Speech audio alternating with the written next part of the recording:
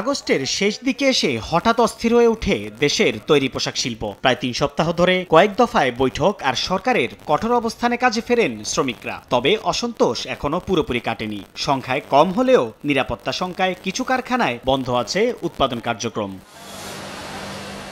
ক্রেতাদের আস্থা আছে, শ্রমিকদের দাবি মেনে নেওয়া হচ্ছে। এরপরও কেন অস্থিরতা মুক্ত হচ্ছে না দেশের পোশাক শিল্প?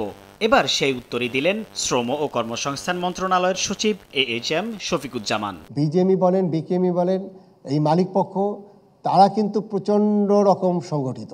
তাদের মধ্যে কিন্তু কোনো বিভেদ নেই। অধিকারের প্রশ্নে যে ভয়েসটা রেজ করা দরকার এবং প্রকৃতপক্ষেই তাদের অধিকারকে সারফেসে নিয়ে আসা দরকার, সেটি থেকে কি হচ্ছে যে বিচ্ছিন্নভাবে করছে এবং সেখানেও আবার কিছু এলিমেন্ট ঢুকে যাচ্ছে।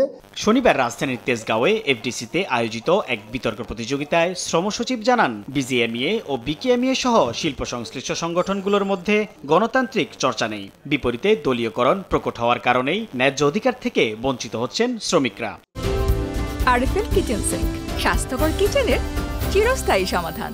বাংলাদেশের শ্রমিকরা রাস্তা বন্ধ করে রাখছে, তাদের উপরে ইট মেরে তাদের মেরে ফেলা হয়েছে। রক্তের চিত্রগুলোই আপনার ওয়ার্ল্ড মিডিয়াতে বেশি বেশি প্রচার করা হবে এবং তাতে কি হবে যে আমাদের সম্পর্কে একটা নেগেটিভ ধারণা তৈরি করার একটা প্রচেষ্টা থাকবে। যেমন সামনে ক্রিসমাস আছে, উইন্টার আছে, এরপরে সামার।